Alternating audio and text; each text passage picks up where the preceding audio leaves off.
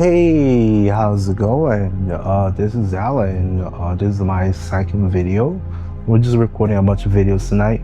Oops. Anyways, I just want to talk about now how it feels having depression, okay? And we may on those topics, so we're gonna talk about the depression, we're gonna talk about bad habits. We will be talking about what it feels like, the people around you, the stigma behind it, and yeah. Just disclaimer, this video is only intended for entertainment purposes. I am no such shape or form a financial advisor, medical advisor, legal advisor. So viewer discretion advised, okay? First of all, just to give you a little background, I am 34 years old. I'm originally from Brazil. I've been living in the United States for about 10 years. So my experience is a little bit more niche than most people. But when we talk about depression, I think we can generalize just a little bit on the patterns, but we'll get there. Just a little story, a backstory, just so we can get like a foundation for this. I came to the United States back in 2015. Been living here for about 10 years. I had a partner who was also a alcoholic, who had a whole lot of problems with alcoholism. I was about 20 something, beginning of my 20s, 23, 24, when I first got here. I knew that he had an alcohol problem, and when you're that young, you don't know a whole lot. You think you do know a whole lot and you're super independent, but once you finally get to the point, you find out that even now on my 30s, I just don't know nothing. So just bear with me. It may be a little long, but we'll try to get there, right? Anyways, back in the day, I had no idea what depression was or what actually entailed, or how it actually acted in our mental health. For me, feeling sad was just a phase, right? We just think it's a phase, but you never actually get to notice when it's actually happening was. You see other people around us and everybody's talking about depression and anxiety, and it's hard to relate because we don't have the very same experience as them. And we don't take it seriously, really. We only really get to know how hard it gets when that actually happens to us and we have to deal with it.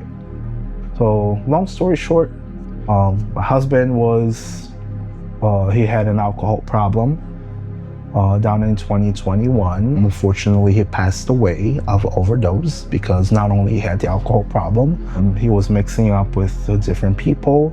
We were separated back then. He was seeing other people that were not good examples of friends. And unfortunately, he got into different vices, okay?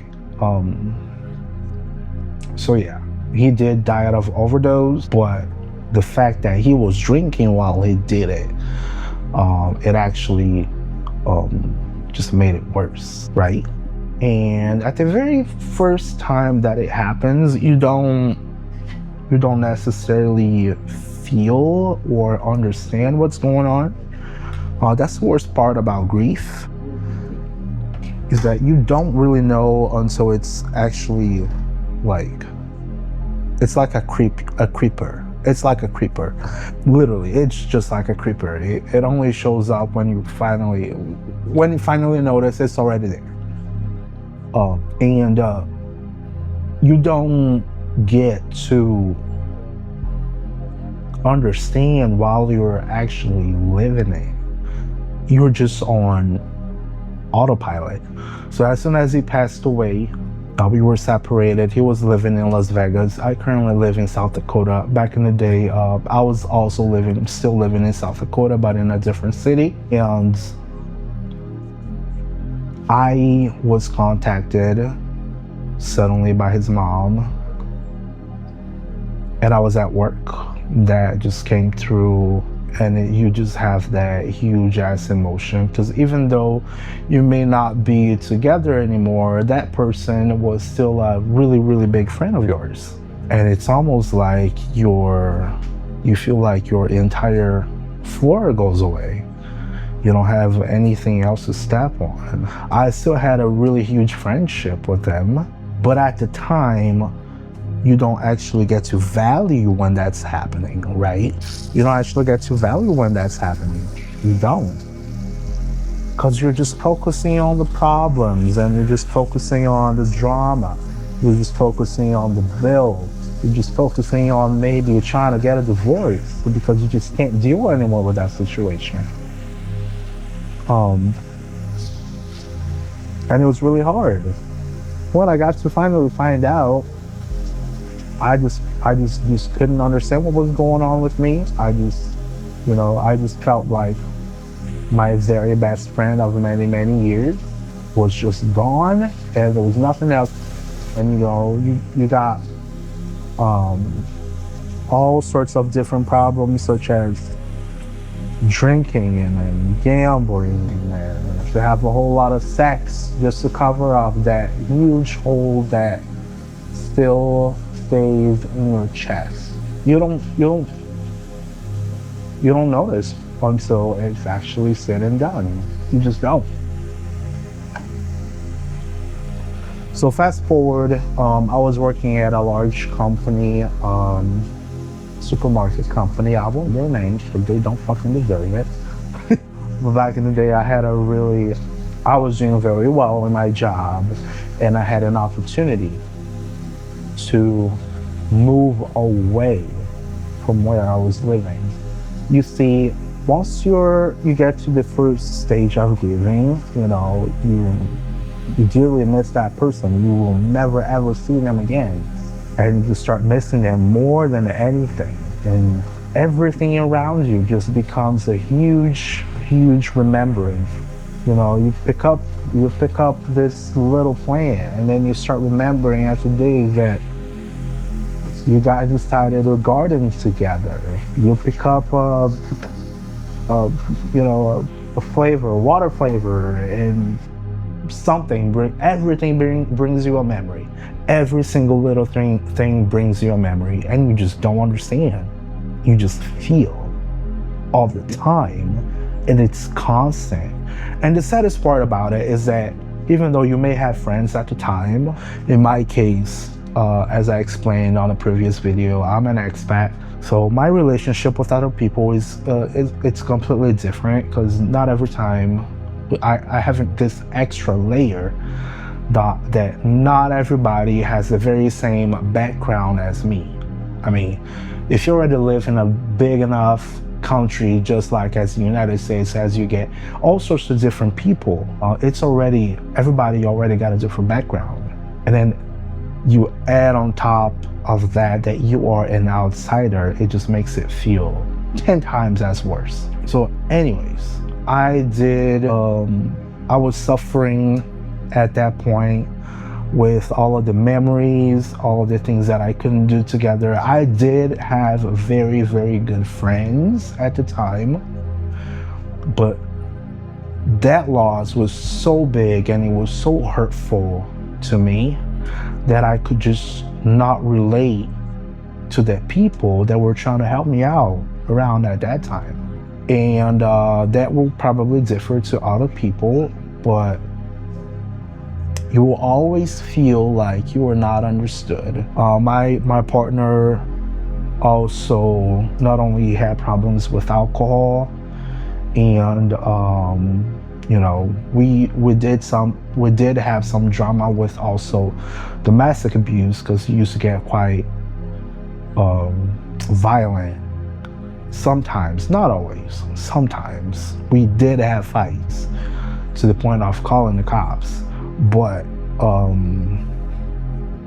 people outside, they will only get to see you at the point where he was a bad person. So people will always see him as like Yeah, but he didn't treat you well. Well, you're better off alone, this and that. You were getting a divorce anyways, eventually. The guy didn't even want to divorce me at that time. And I just couldn't understand what really a divorce entailed. I was about 30, getting into my 31. But anyways, I decided to move away. I moved up to a different city, which was way smaller, which was way across. And I had to pretty much, the only people that I had at that point were, I don't know, 3 hours away from one side and maybe 150 miles away from the other side. And I just couldn't, it just felt so alone. So once you're already in a brand new city, whether that may be bigger or smaller, in my case was a smaller one, everybody knew everybody. It was really hard to deal with the feelings, and also because I've moved because of my company that I was working at the time, it just felt like nobody really was interested in listening to me. So it really felt like I was all alone in that fucking deal. With that said, with that what is going on, that grief that you have, you have the anger, you have the sadness, you just don't know what's going on, and you just start acting up. You either will start drinking more if you are a THC user, or maybe if you are, for me, I was really big on pills. I used to work overnight, so I used to take a whole lot of fucking pills just to keep me awake, a whole lot of caffeine, just so I could work as much as I could.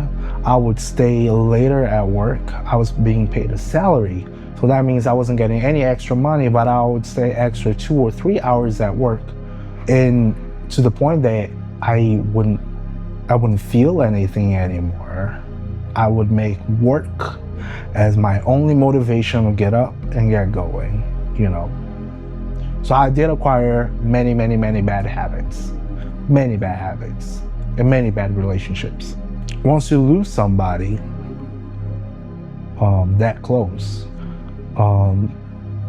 you become actually quite hungry to meet new people and to be taken care of, and to always have someone by your side, someone to talk to, and things may become like overbearing.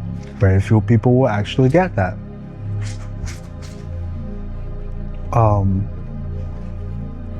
And it does take a whole lot of time. Everybody got their own problems. What they're gonna stop their own lives just to take care of you? No, not many people will actually do that. Nobody, a lesson that I've learned after I was in my 30s is that nobody actually cares. Not because they're mean, it's just because they got their own shit to take care of. They gotta save their own selves. They are not really gonna stop living their lives or taking care of their problems just to take care of you. Not everyone. You may have somebody here and there who may take the time to stop and listen, but that's about it. When it comes about to money, as long as you touch their money, they're fucking gone.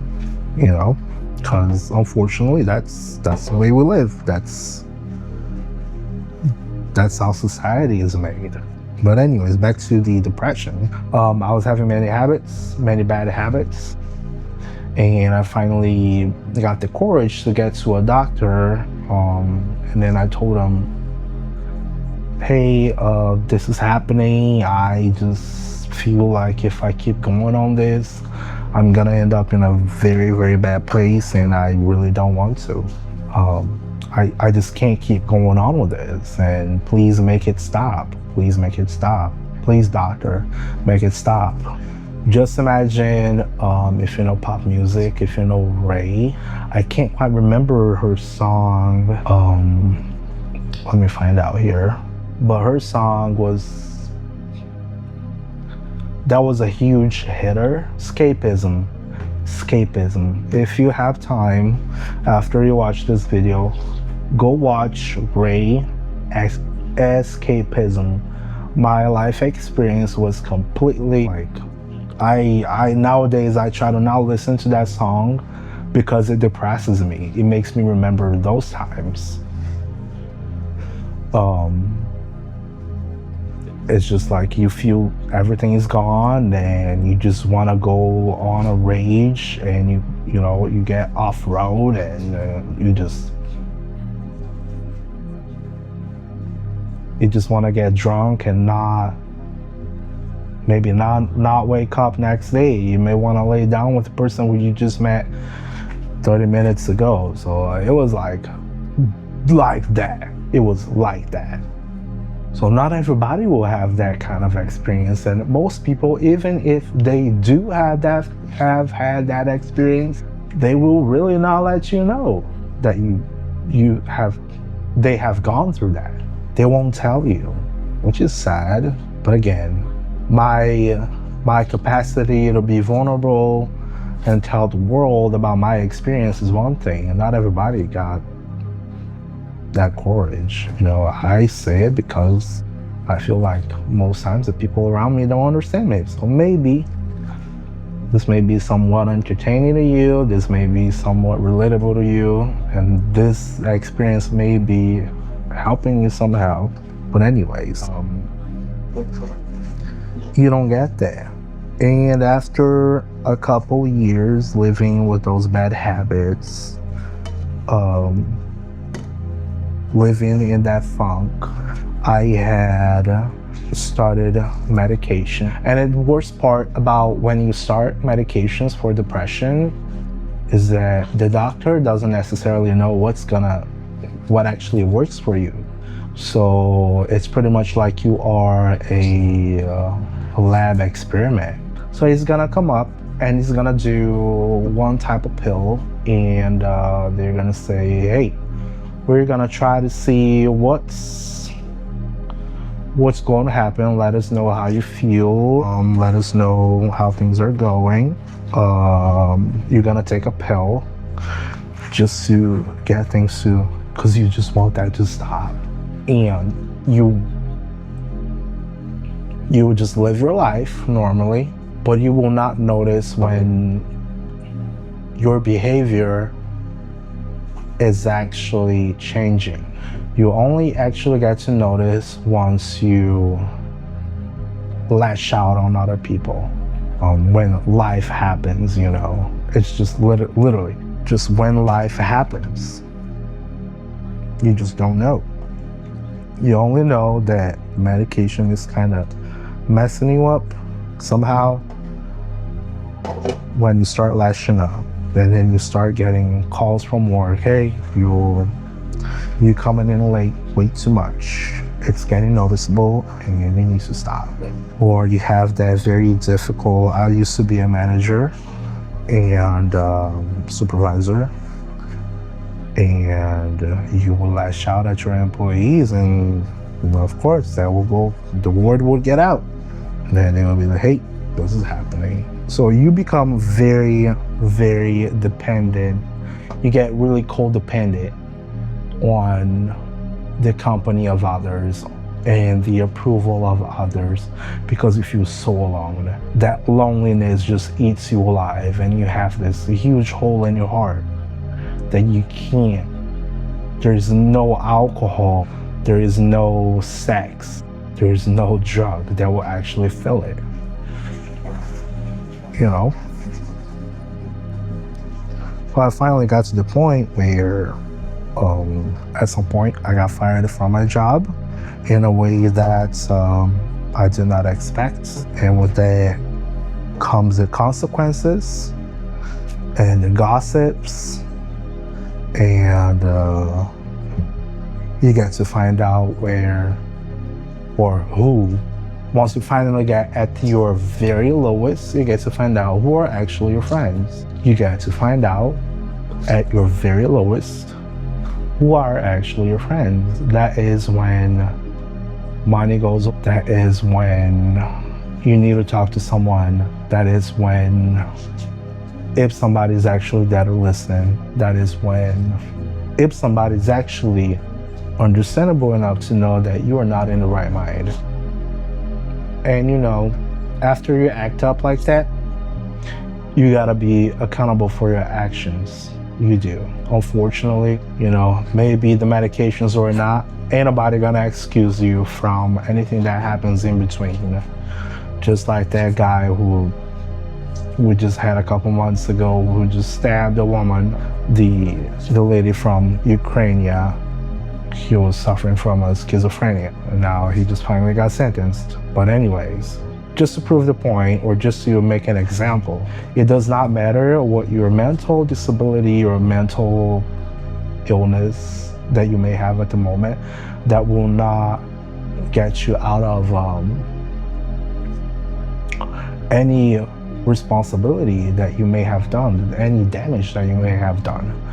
Either that may be to friendships, to your own life, to your finances. You will be held accountable regardless of what happens.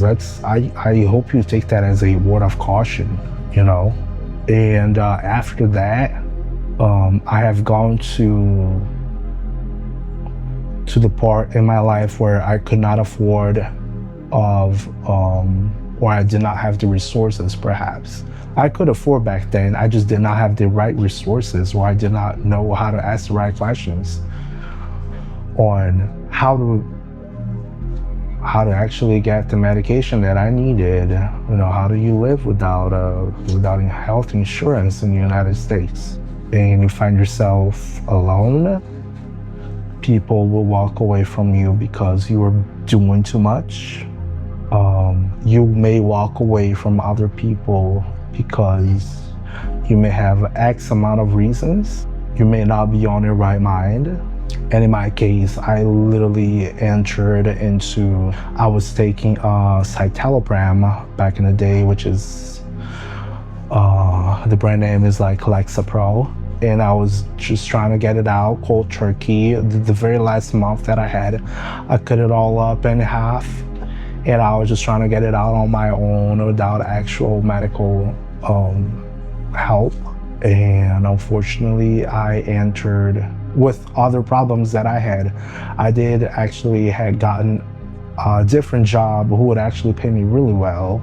But again, my behavior was not the best. So I got fired on that.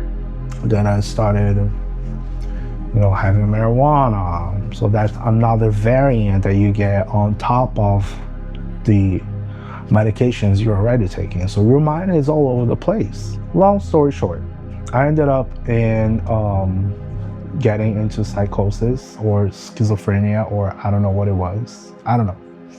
I have never actually discussed with an actual doctor what that was. Let's say I live in South Dakota. I ended up all the way down in California, thinking that my husband was still alive and trying to put me on a prank. And that somehow he was going to meet me right by the Mexico frontier, and we will meet and we would live a completely different life together. Isn't that crazy? When I finally got in California by San Diego, my husband was nowhere to be found, of course, because he was dead a few years ago. But anyways, so that's the stigma of being clinically depressed. I was diagnosed with major depression disorder, and my husband most likely passed away from the very same thing. And because I did not understand back in the day what was going on in his head, I did lose him. And to this day, I still miss him dearly. I still think about him every day. I have a different partner nowadays. That's a completely different chapter, but it's being a widower is one of the, especially if you're young, it's one of the worst things that you could ever happen to you, in my opinion. But I did have to learn on how to live with nothing, or having to learn how to live after losing 10 years of growth. But hey, once you finally learn how to lose everything, what else do you have to lose, really? You start seeing the world with a completely different view. So anyways, we are at 29 minutes. I'm gonna close this one out. And I want to thank you for staying until the end and watching this. It took me 30 minutes just try to wash this and put it in the dishwasher because it was all crusty. But anyways, I want to thank you for being here, watching this video till the end. Please don't forget to like, subscribe. This is kind of boring. We're just, sitting in the kitchen talking about stuff. And I hope that this is somewhat relatable to you and that somewhat you can get something, maybe have a takeaway from it. And I hope it helps you somehow. If it doesn't, at least I was able to get this as a memory and put this as out there. So perhaps in 10 years I can check this out later. So once again, thank you so much for watching. Please don't forget to hit like, subscribe, hit the bell, all that good stuff. And I'll see you in the next one. Peace. Bye-bye.